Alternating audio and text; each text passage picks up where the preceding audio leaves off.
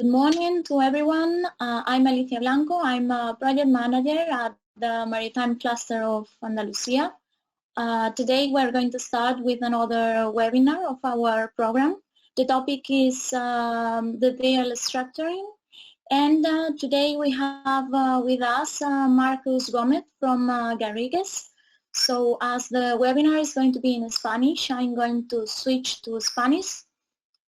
So, buenos días a todos. Como os había dicho, mi nombre es Alicia, soy la directora de proyectos europeos del Clúster Marítimo de Andalucía y hoy tenemos con nosotros a Marcus Garrigues, a Marcus Gómez. Es asociado senior en Garrigues y pertenece concretamente al Departamento de Industria de Transporte y Marítimo, de la práctica de litigación y arbitraje. Hoy va a hablar de derecho marítimo, hará una pequeña introducción del derecho marítimo y desarrollará principalmente los contratos de utilización de buques. Luego tratará también los Incoterms y el contrato de transporte marítimo de mercancías en régimen de conocimiento de embarque. Entonces vamos a esperar unos minutos a que todos los participantes puedan iniciar la conexión y en unos minutos pues Marcus hará su presentación. Hola, good morning, buenos días. I will swap briefly to English and then change again to Spanish. My name is Marcus Gomez. I'm a senior associate at Garrigues, which is a law firm in Spain, and I'm specialized in shipping and transport and also in litigation and ADR. This seminar will be made in Spanish, so I will swap into Spanish. Buenos días a todos. Mi nombre es Marcus Gómez, soy asociado senior del despacho Garrigues en España.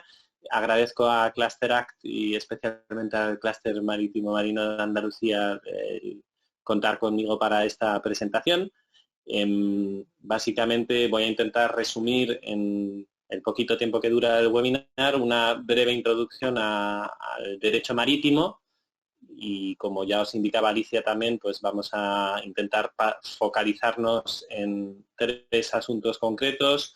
Uno es qué es el derecho marítimo y sobre todo dentro de la parte más privada de derecho marítimo, pues cuáles son los principales contratos de explotación de buques o de los barcos. La segunda pata es su interacción con el comercio internacional y los Incoterms. Y la tercera pata también es pues ver el régimen de transporte marítimo principal, que es en conocimiento de embarque. Pasamos entonces a la presentación, que espero que podáis ver todos. Básicamente vamos a intentar abarcar de forma un poco rápida la presentación, que de todas formas tendréis disponible en la plataforma. ¿Qué es derecho marítimo? Pues derecho marítimo básicamente se considera una disciplina jurídica transversal, es pues todo ese área de derecho relacionado con o que analiza las relaciones jurídicas que se desarrollan en el mar, es decir, todo lo que sucede en el mar, tanto desde un punto de vista medioambiental, regulatorio, administrativo, privado, relaciones entre los distintos agentes que actúan en el mar, pues todo ello normalmente está regulado por un cuerpo normativo. Ese cuerpo normativo tiene una gran componente internacional, como podréis imaginaros, porque al final, aunque nosotros vamos a hacer el análisis ahora bajo derecho español, pues el mar es un bien universal y como tal pues no admite fronteras físicas claras, sino que es un espacio, sobre todo el alta mar, internacional y que por lo tanto pues tiene una gran componente de convenios internacionales en los que los estados pues intentan regular sus relaciones dentro de ese espacio común, ¿no? Aparte de eso existe una gran influencia del common law, el derecho anglosajón, sobre todo para la parte contractual pues tiene un gran peso. Los formularios, sobre todo de la BIMCO y de otras organizaciones internacionales, muchas veces están basadas pues en derecho inglés, porque es el que muchas veces pues ha sido la capital del derecho marítimo.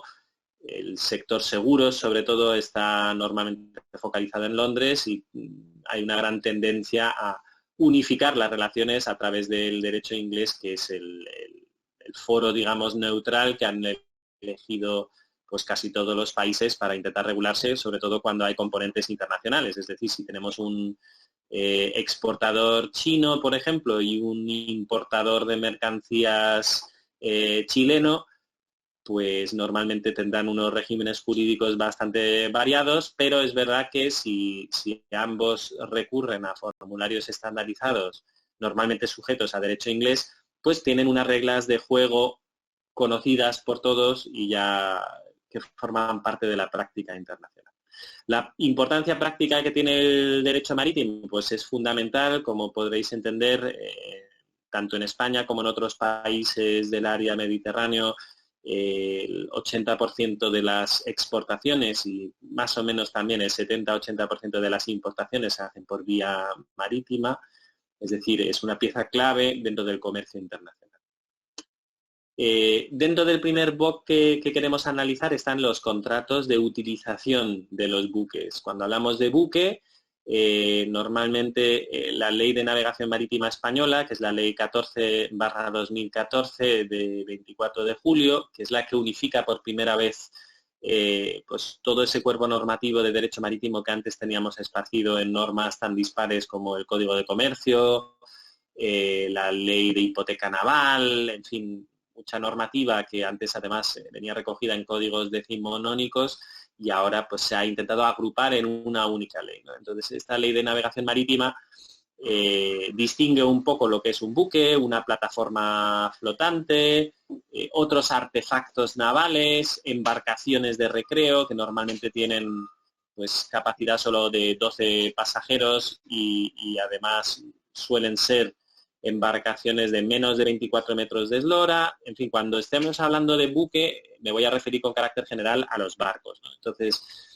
¿cómo se utilizan en la práctica internacional esos barcos o buques? Pues existen distintas modalidades de utilización.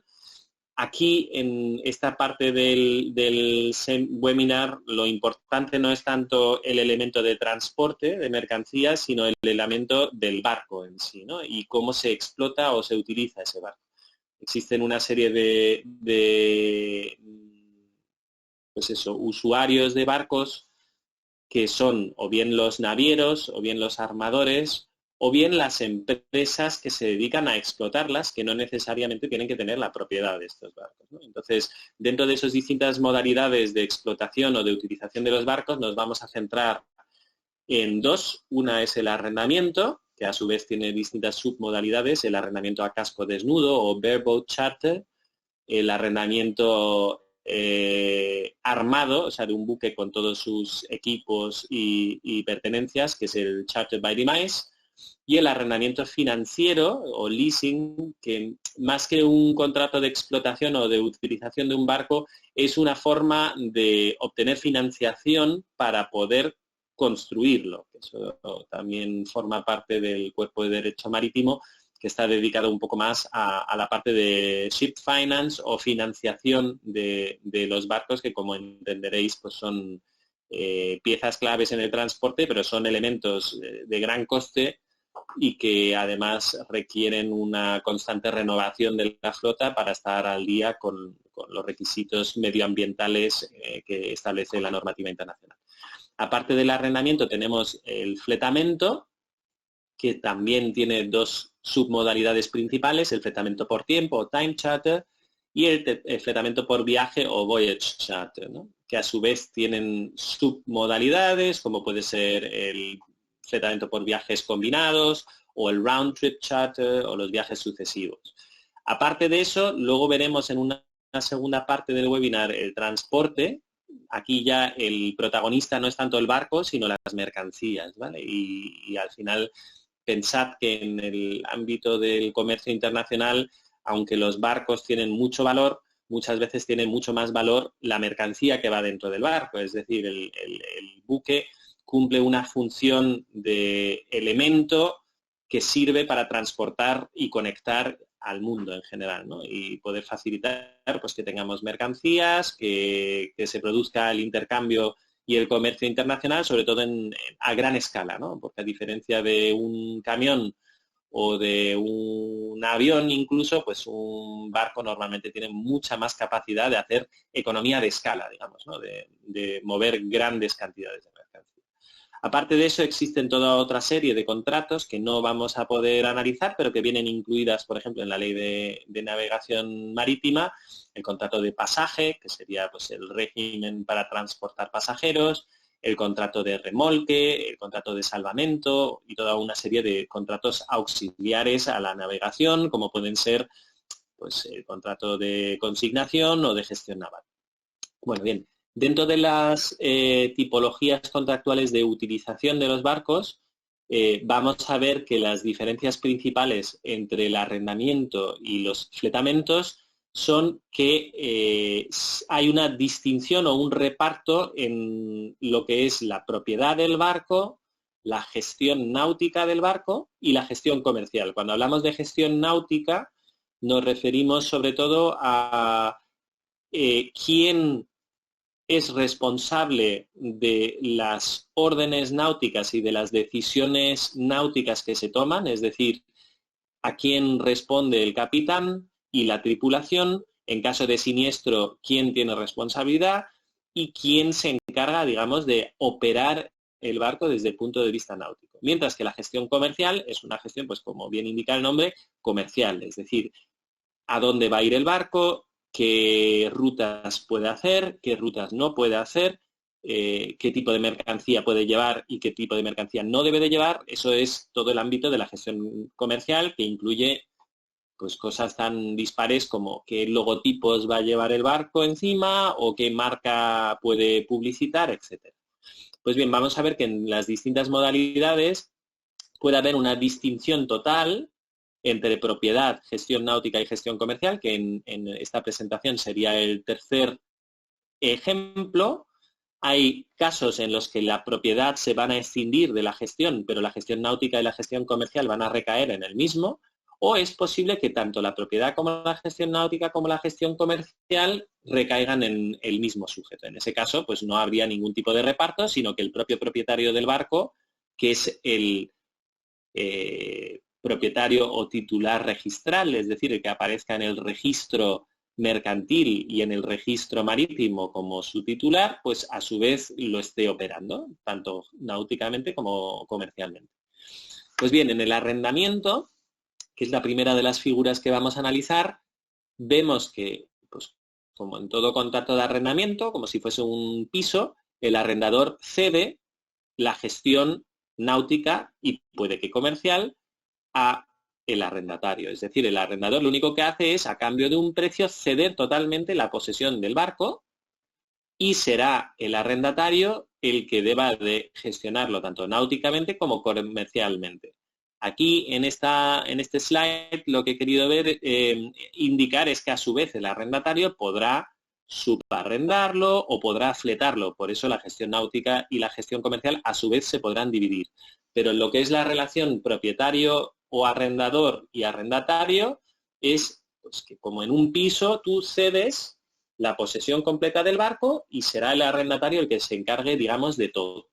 Frente a este supuesto típico de arrendamiento, en el que, como hemos indicado, pues el arrendador se obliga a cambio de un precio a ceder totalmente la posesión del barco al arrendatario, con una serie de obligaciones y para una parte y para la otra, que básicamente es pues, pagar un precio y en el caso del arrendador, pues entregar un barco en las condiciones pactadas y por parte del arrendatario devolver el barco al término del contrato, ¿no?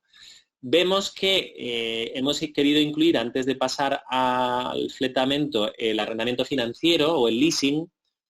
En este caso, el leasing, como os indicaba al principio, más que una tipología de contrato de utilización del barco, lo que es un sistema para poder comprar o adquirir un barco. Veréis en este ejemplo, el leasing es, pues, como también con los coches, un supuesto paradigmático de obtener financiación para poder precisamente financiar la compra de un barco, que es un asset pues que supone un desembolso importante, ¿no?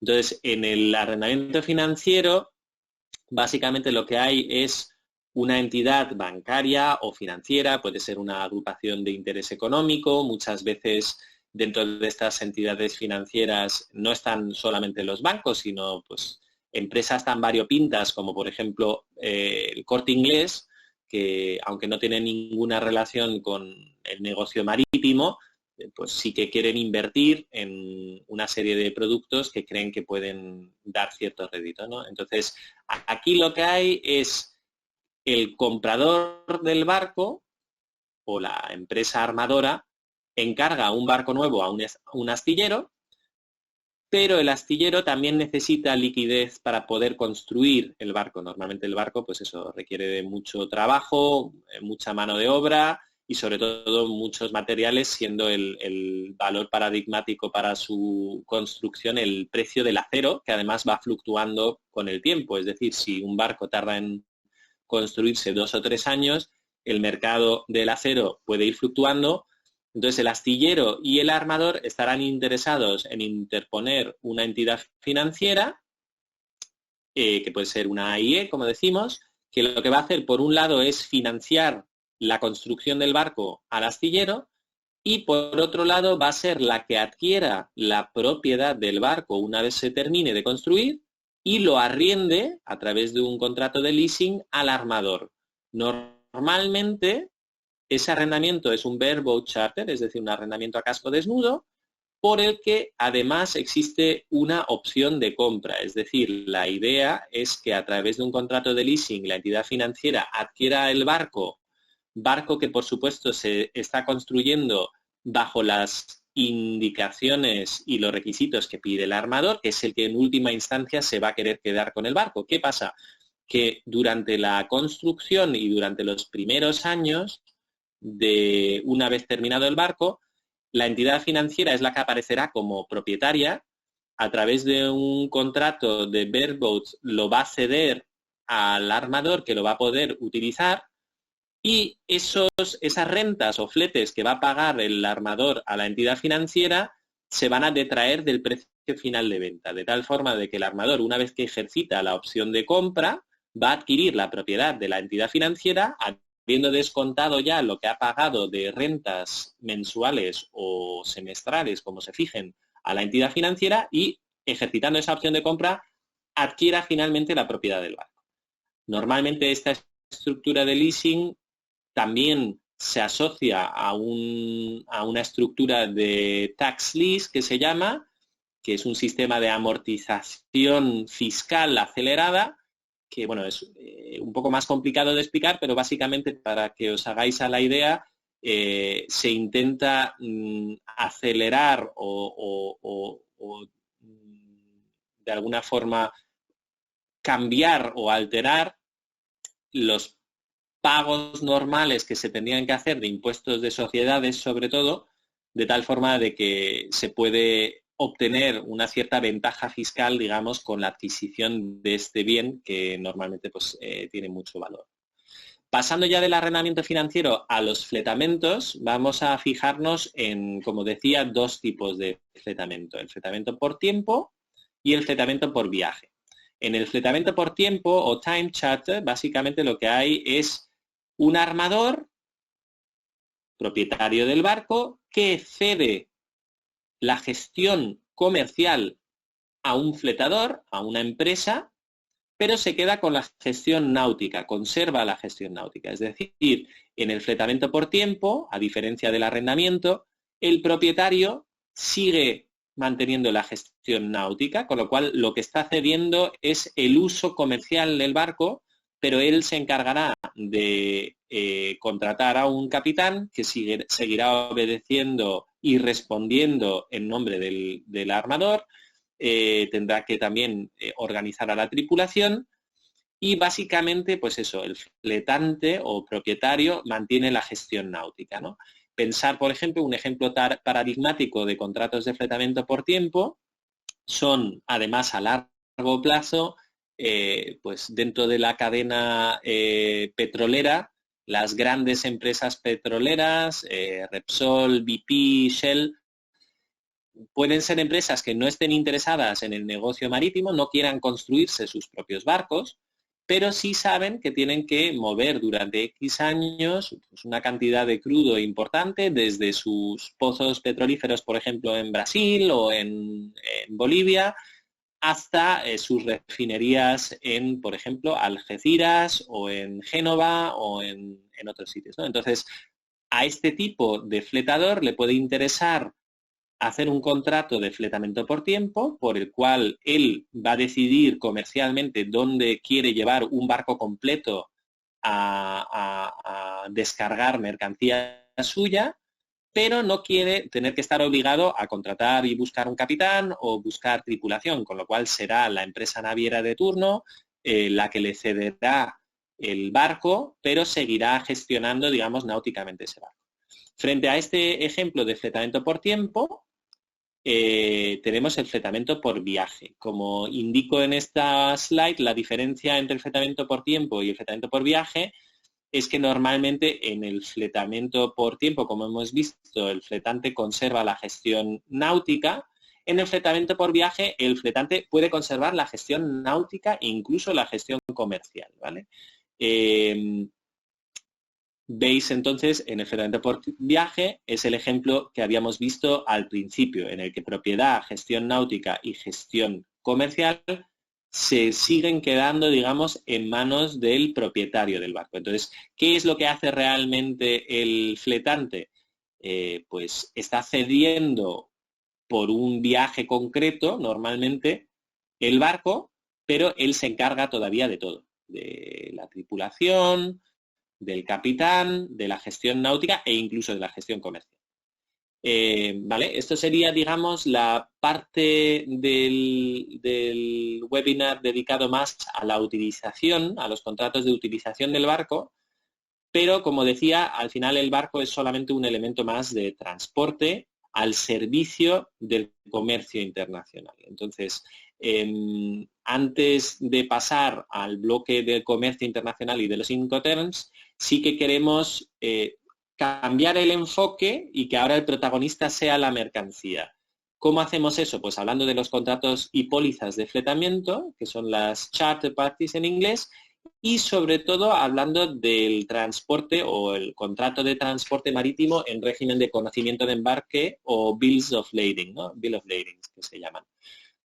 La póliza de fletamiento, en inglés charter party, es un contrato que normalmente lo suscribes a través de brokers y que normalmente se llama charter party porque viene del latín carta partita, que básicamente la costumbre antes era redactar este contrato en dos partes en un mismo papel, partirla en dos y que cada parte se quedara con la misma copia, digamos, de ese contrato, ¿no? Básicamente, en la práctica se utilizan modelos estándar. Aquí veis, por ejemplo, un ejemplo de time charter en el que veis que se utiliza un modelo estándar, se tachan las partes que no se quieren utilizar y se rellenan un poco las partes pendientes, ¿no? ¿Qué es una póliza de fletamiento? Pues básicamente es un contrato en el que se determina precisamente entre la parte que va a operar el barco y la parte que se lo cede, pues eso, qué tipo de rutas puede utilizar, qué tipo de puertos puede visitar y qué tipo de puertos no. Pensar sobre todo, pues eso, en esas zonas del mundo en las que existe piratería, pues un propietario del barco puede estar interesado en obligar a su fletante o a su fletador, mejor dicho, a no utilizar ese tipo de puertos o ese tipo de rutas marítimas, etcétera, ¿no? Frente a la póliza de fletamiento, vamos a fijarnos más, sin embargo, en el bill of lading, el conocimiento de embarque. El régimen de transporte a nivel mundial más característico, sobre todo a gran escala, digamos, es el transporte en régimen de conocimiento de embarque. Es un contrato de transporte en virtud del cual una parte, que es el porteador o transportista, se obliga a transportar de un lugar a otro por vía marítima pues una serie de mercancías que le entrega una persona que es el cargador a cambio de un flete. Flete es lo que en derecho marítimo se conoce como el precio que paga el cargador por transportar la mercancía, porque el transportista le transporte la mercancía desde el lugar de origen al lugar de destino, ¿no? Básicamente el conocimiento de embarque o Bill of Lading, que es esto, por ejemplo, esto es un ejemplo de conocimiento de embarque, es el documento paradigmático, no tanto que refleja el contrato de transporte, pero sí que evidencia un poco, pues eso, esos términos que se han pactado, ¿no? En este ejemplo, por ejemplo, de conocimiento de embarque, pues vemos el nombre de la naviera arriba, el número de conocimiento de embarque. Siento que no se lee demasiado bien, pero bueno, básicamente para que veáis un poco cómo funciona el conocimiento de embarque en la práctica, arriba se menciona el shipper, en este caso es una empresa en Perú, el consignee, que es la empresa consignataria muchas veces que gestiona la carga de la mercancía, la notify address, que es la persona a la que va dirigida la mercancía, que en este caso es una empresa de Vigo. Indica el nombre del barco, el puerto de carga, el puerto de descarga. En este caso el puerto de carga está en Perú y el puerto de descarga está en España. Es un transporte de mercancía por contenedor, con lo cual en la parte central del conocimiento de embarque se pondrá el número de contenedor, el número de candado que lleva ese contenedor, y esto es importante de cara al régimen de responsabilidad del transportista. Se habla siempre de set to contain y se dice qué es lo que contiene ese contenedor. En este caso, el contenedor, que es de 40 pies, contiene filete de potón congelado, que bueno, es pescado, 24.500 kilos, que van a una temperatura refrigerada de menos 21 grados, dentro o a bordo del barco CSAF Santos, y se indica además el régimen de carga y descarga que se ha hecho. Aquí en este caso se habla de Shipper's Low Stow Weight and Count, que básicamente significa que el cargador se ha encargado de cargar la mercancía, de estibar la mercancía, de pesarla y de contabilizarla.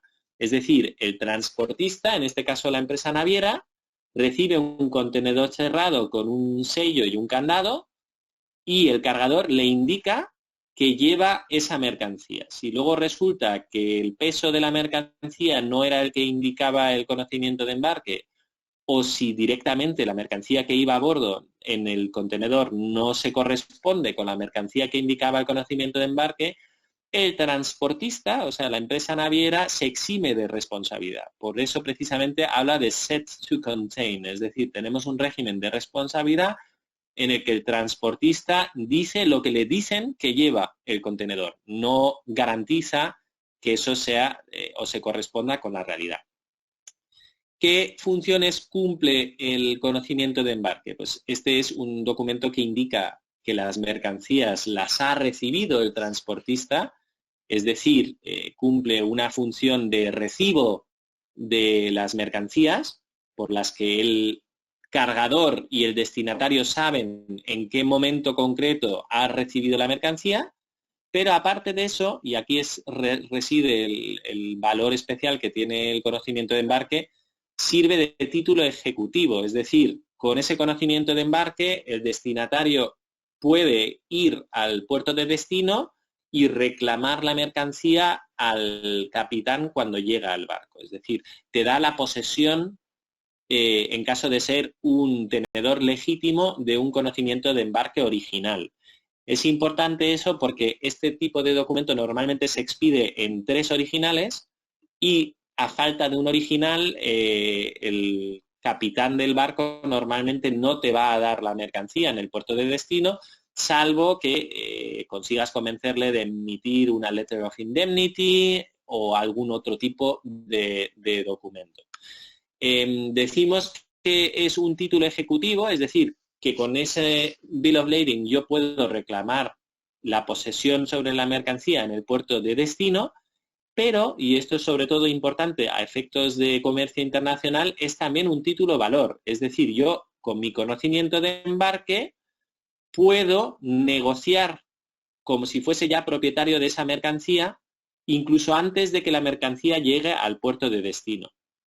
Esto es importante porque, como sabéis, pues el transporte mundial evoluciona de una forma muy rápida. La mercancía puede que tarde 2 o 3 semanas en llegarme en un barco desde Brasil o desde Egipto o desde China a mi lugar de destino. Sin embargo, en ese ínterin puede que yo esté interesado en revender la mercancía. Por ejemplo, en un mercado muy volátil como el mercado del grano o el mercado del café, en esas 2 semanas se pueden producir cambios en el precio de esa commodity y yo puedo estar interesado en vender esa mercancía y decirle al capitán que en vez de entregármelo en Génova, me lo entregue en otro puerto, en Marsella, porque he encontrado un comprador que me va a pagar más de lo que pagué yo por esa mercancía. Pues eso se puede hacer en la práctica porque mi conocimiento de embarque es un título de valor que yo puedo endosar. Es decir, yo mi Bill of Lading se lo puedo dar a un banco o se lo puedo ceder a cualquier comprador. Le pondré normalmente un sello de endoso en la parte de atrás del documento diciendo quién es ahora el tenedor legítimo de ese Bill of Lading para que el capitán sepa que ese nuevo propietario de la mercancía podrá recepcionarla con ese Bill of Lading con su sellito. Esto también es importante a efectos de financiar una operación de compra-venta, como veremos a continuación. Es decir, el hecho de que el conocimiento de embarque sustituya como documento la mercancía permite que yo pueda obtener financiación para una compra-venta internacional. Yo podré, en mi país de origen, pedir a un banco que me abra un crédito documentario como un sistema de financiación de una mercancía que no recibiré hasta dentro de 2 o 3 semanas. ¿Por qué? Porque ese banco va a tener la garantía de que si yo le endoso ese conocimiento de embarque va a poder recepcionar la mercancía o en caso de que yo no le pague a su vez ese conocimiento de ese crédito documentario, podrá exigir la posesión de esa mercancía y a su vez pues venderla o subastarla o hacer lo que sea. La regulación del transporte marítimo, como decía, tiene una gran componente internacional. El régimen de responsabilidad de los transportistas normalmente viene regulado en convenios internacionales. Los convenios más importantes son el Convenio de Bruselas de 1924, las reglas de la Haya-Visby de 1968 y el Convenio de Hamburgo de 1978. A su vez tenemos las reglas de Rotterdam de 2008 que no están en vigor todavía, aunque es previsible que paulatinamente entren en vigor una vez la hayan suscrito y ratificado el suficiente número de estados. Sin embargo, todavía en la práctica, digamos que el régimen predominante sigue siendo el de las reglas de la Haya-Visby. En España, la regulación interna viene, como decía, en la Ley 14/2014 de Navegación Marítima, que confirma la primacía de los regímenes internacionales y sobre todo el sistema de la Haya-Visby, ¿no? ¿En qué está basado el sistema de la Haya-Visby? Pues básicamente en una limitación de responsabilidad, es decir, el transportista normalmente responderá hasta una cantidad máxima, que normalmente viene calculada como 2,5 veces o derechos especiales de giro por kilo transportado. Esto es un régimen que impusieron, que pactaron cargadores y armadores a nivel mundial con la idea de limitar un poco la responsabilidad de los transportistas, porque tener en cuenta que muchas veces pues un transportista, como indicaba, lleva carga mucho más valiosa que su propio barco. Es decir, si se hunde el barco, si sufre un siniestro, un fuego a bordo, muchas veces el valor de la mercancía transportada supera con creces el valor del propio barco. Es una actividad considerada de gran riesgo, sobre todo en el sector de seguros, pues el seguro marítimo es un seguro de grandes riesgos, y eso significa que a nivel tanto de cobertura de seguros, o sea, de encontrar seguros que quieran cubrir ese tipo de riesgo, como a nivel de empresa, pues la única forma de poder potenciar el comercio y darle cierto confort a las empresas navieras es limitando su responsabilidad.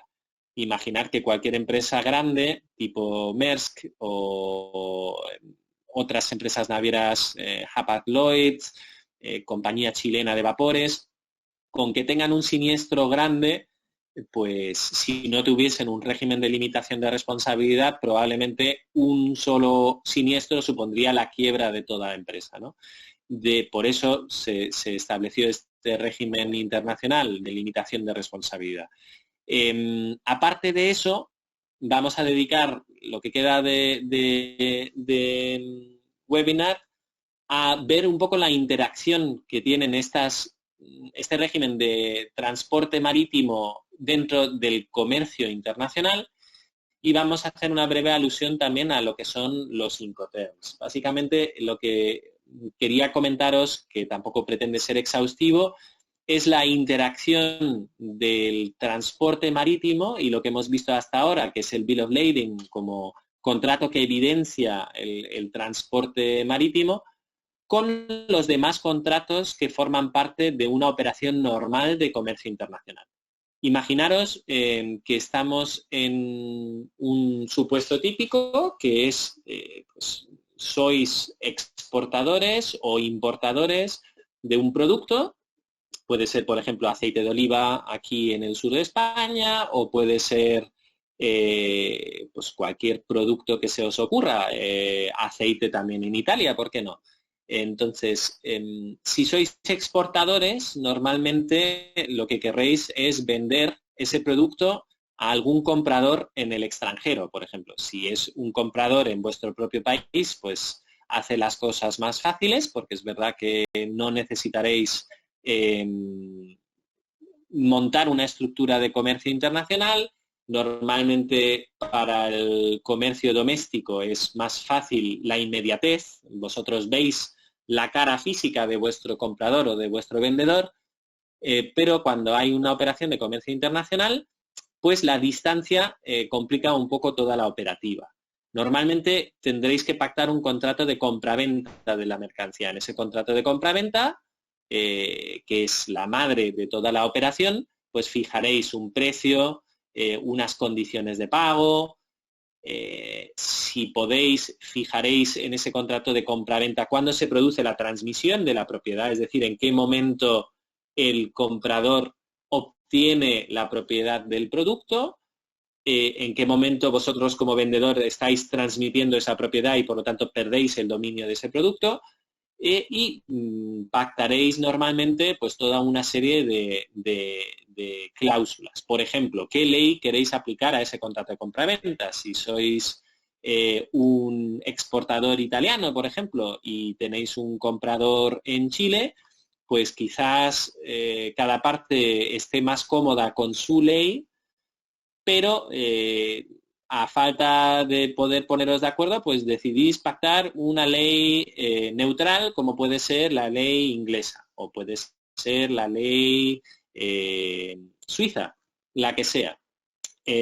Aparte de eso, normalmente en el contrato de compraventa pactaréis qué jurisdicción es aplicable en caso de una disputa. Es decir, si llegamos a algún tipo de controversia en la ejecución de ese contrato, pues nos someteremos a un arbitraje o nos someteremos a los tribunales del lugar de origen de la mercancía o del lugar de destino de la mercancía o a un foro neutral. Pues bien, eso es el contrato de compraventa. Aparte de ese contrato de compraventa, normalmente el destinatario de la mercancía quiere que esa mercancía esté asegurada hasta que se le entregue en destino, con lo cual tendréis que contratar una póliza de seguro de mercancía que cubra todas las fases de transporte de la mercancía. Un transporte típico sería un transporte multimodal. Por ejemplo, si estáis en el centro de Italia, necesitaréis una fase terrestre de transporte que os lleve la mercancía hasta el puerto desde el que se embarque la mercancía hasta Chile, por ejemplo. Tendréis una fase de transporte aéreo o de transporte marítimo para transportar esa mercancía hasta Chile, el puerto o el aeropuerto convenido, y luego tendréis otra fase de transporte terrestre o ferroviario dentro de Chile para mover esa mercancía hasta el almacén final, ¿no? Pues bien, necesitaréis un contrato de seguro que cubra todas esas fases de transporte. Y aparte de eso, necesitaréis, lógicamente, un contrato de transporte que regule todas esas fases de transporte. Y además de eso, normalmente, el pago de toda esta operación de comercio internacional, como os indicaba anteriormente, se hará a través de entidades financieras que adelanten el dinero, digamos, ¿no? El ejemplo típico es una carta de crédito o un crédito documentario, en inglés Letter of Credit, en el que existirá un banco en el país de origen de la mercancía y un banco en el país de destino de la mercancía.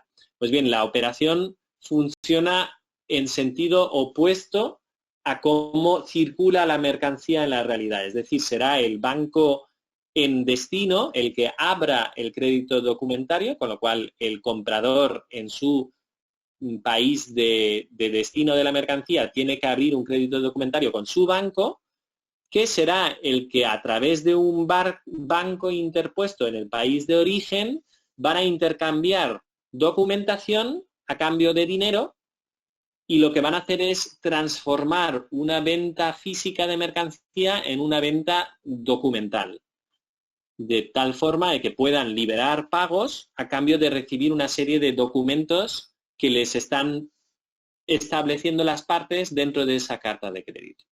Pues bien, en esa letter of credit, por ejemplo, se establecerá que normalmente se entrega o se liberan los fondos de un banco a otro a cambio de recibir un bill of lading, un conocimiento de embarque, o una póliza de seguro, o un listado de empaque o packing list que incluya exactamente pues toda la mercancía que va a ir a bordo de un contenedor, etcétera.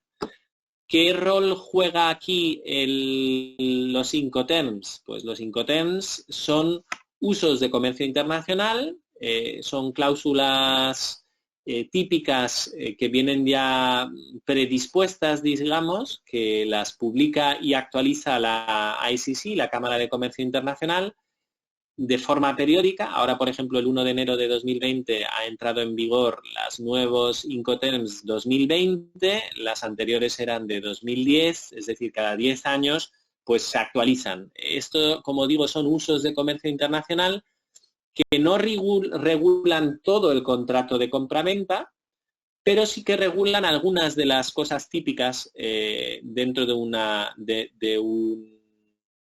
operación de comercio internacional, de tal forma que si tú pactas expresamente en tu contrato de compraventa que te sometes al término CIF o al término Ex-Works de los Incoterms versión 2020, pues las dos partes saben o tienen unas reglas de juego ya predeterminadas y ya bastante conocidas en la práctica, por las que tienen una serie de cosas ya establecidas sin que tengan que regular necesariamente todo en su contrato de compraventa. ¿Qué es lo que no regula, por ejemplo, los Incoterms?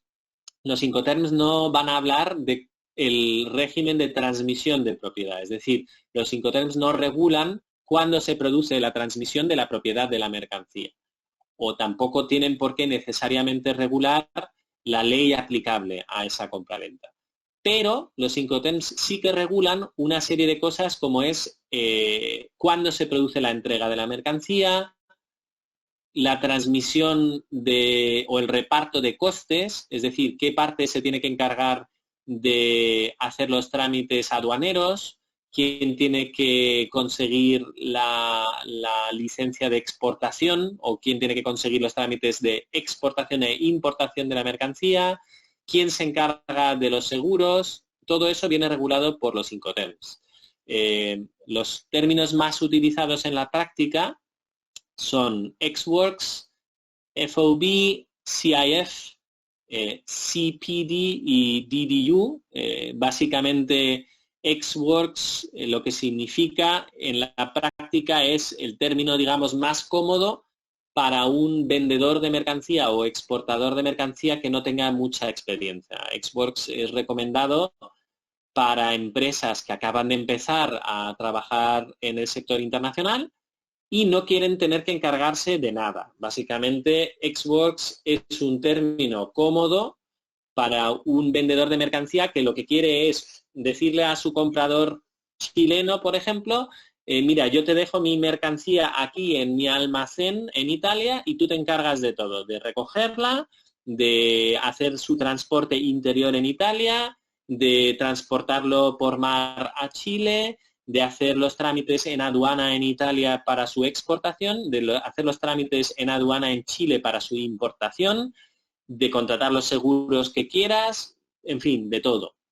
Frente a eso tenemos, por ejemplo, los términos D, los DDU o similares, que son todos los términos delivered. Ese es el Incoterm o los Incoterms de máxima responsabilidad para el vendedor. Si tú eres un vendedor o un exportador experimentado, quizás lo que le quieras decir a tu comprador de la mercancía es: tú no te preocupes por nada, yo te voy a hacer la compraventa en términos D, lo cual significa que yo me encargo de todo. Yo te llevo la mercancía hasta tu almacén de destino en Chile y me encargo del transporte, de los seguros, de los trámites de aduana. Por supuesto, te incrementaré el precio, es decir, un vendedor en términos D normalmente podrá subir el precio e imputar esos costes dentro del precio, mientras que un vendedor Ex-Works tendrá que ajustar su precio a no tener que hacer todos esos requisitos.